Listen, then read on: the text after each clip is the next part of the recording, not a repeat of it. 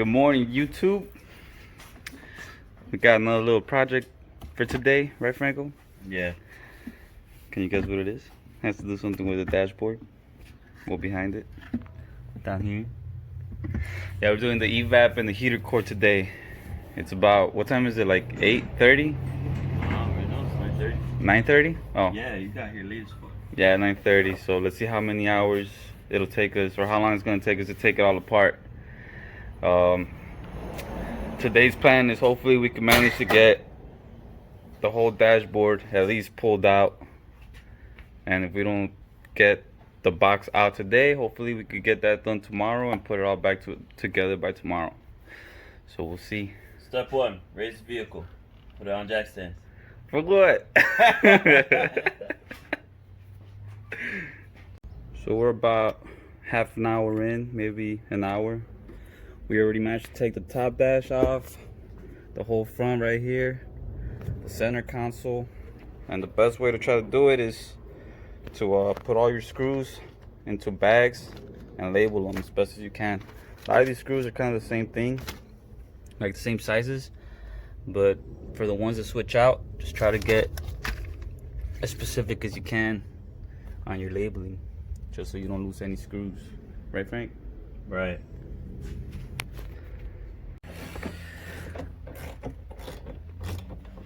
Getting down to the last bolts before we start trying to pull this baby out. And then we're gonna move out over there on the other side. Got some visitors, huh?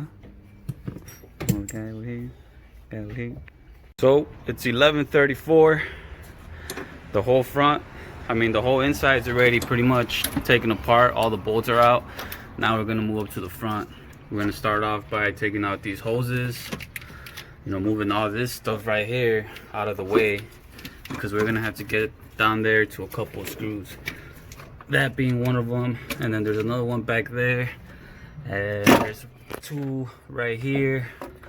Those all hold the heater box in place on the inside. So we gotta disconnect everything, take all those bolts out in order to take out the box. Over here, we're gonna leave this for now, but after we're done in the front, we're gonna push this out to the side and bungee cord it up here somewhere by where my coffee's at. Actually, let me get some of that, and then we'll be able to remove it.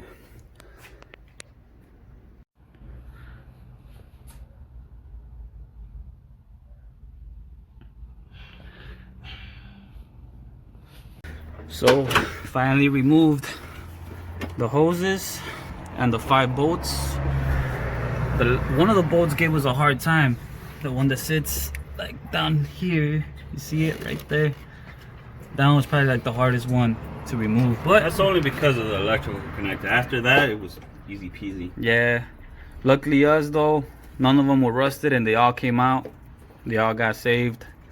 So it's been a good day so far. What time is it, Franco? It's fucking... Oh, I got a clock over here. Let's see. Bam! It's 11:58. Damn, it's 12 o'clock. Pretty much got everything already apart. Now we just got to take out the box and remove these AC hoses. These AC hoses right there. And then we'll be moving back on the inside. So here goes the dash now. Now time to take out this heater box. Got it bungeed up to the top. And here you have it, folks. Got it out. Look, you can see my engine bay. Fuck. So, one little problem that we bumped into out of this whole process is right here. And I don't know if I should worry about it or not, but this bolt cracked from the inside. So, it spins in place. And that's pretty much what holds the whole dash right here from the side. I mean, it's only one that broke. Hopefully we could come up with a solution for that. Whatever. Heater box is out. We're gonna get to that now. It's out. So we finally took it all apart. As you can see, this is my evaporator core. And the worst one, the heater core. Look at how nasty that is. Gunky. Ugh. So all this has to be replaced. Got the new ones. Just waiting. Finishing touches. The new one didn't come with the foam padding. So he has a whole spool of padding that we're gonna mimic this one. Almost there, guys.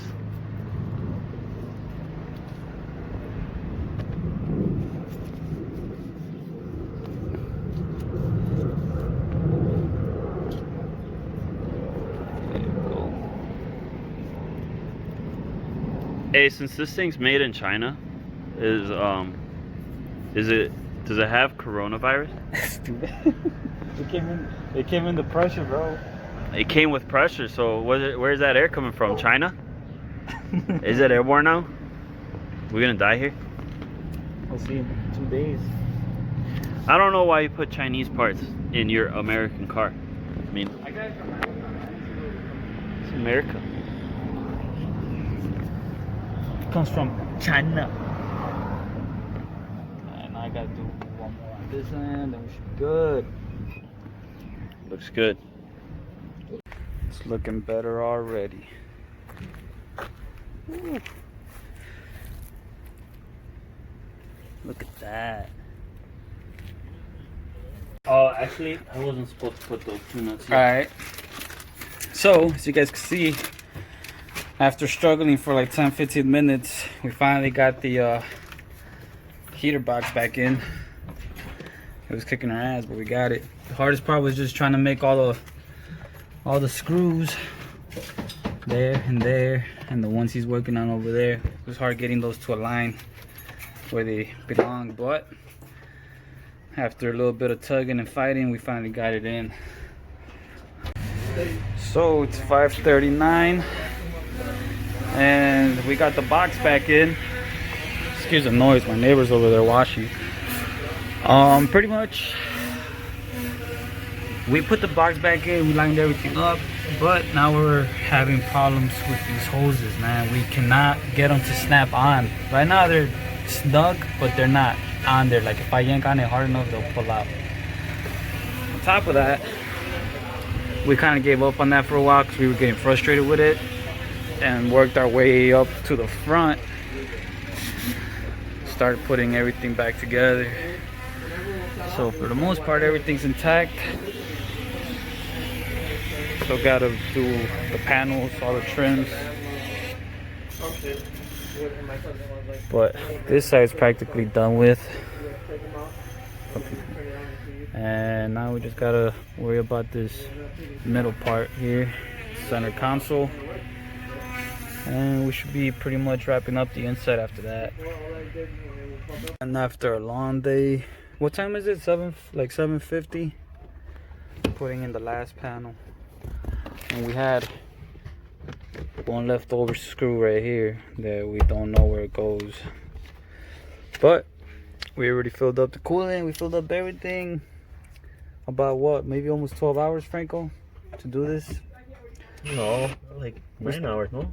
We started at 9:30 and it's about to be 8 maybe. I don't know what time it is, but what time is it at the clock over there? On the fridge?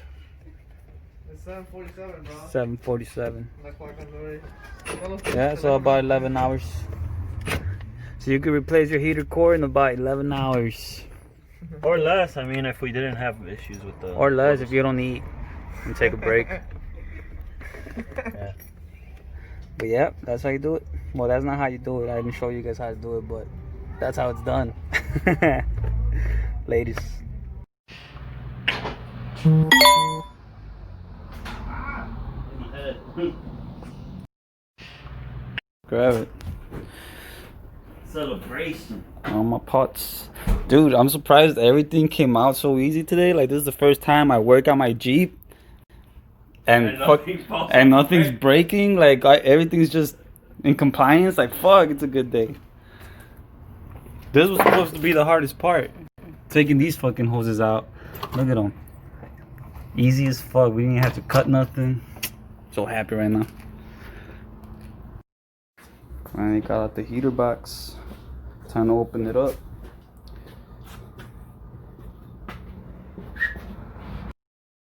Finally. So here's my heater core. Nice and shitty. This is the old one. And here's my evaporator core. Nice and shitty too. And these are the ones that we gotta get replaced so that I can have AC. Alright guys, so it's Tuesday. 2 days after installing that heater core and evaporator core, and today I got my AC recharged. Good news is that it's holding. The bad news is that it was blowing out hot air for some reason. Like, I was not getting any cold air.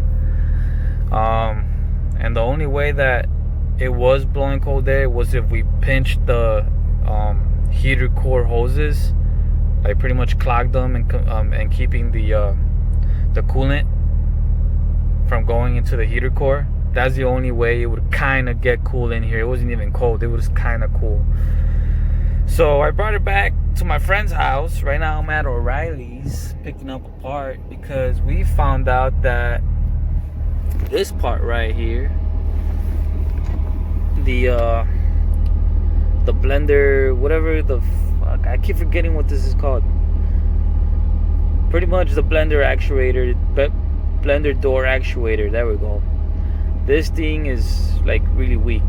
Like, it doesn't turn, like it just doesn't have enough force. So this might just be really old.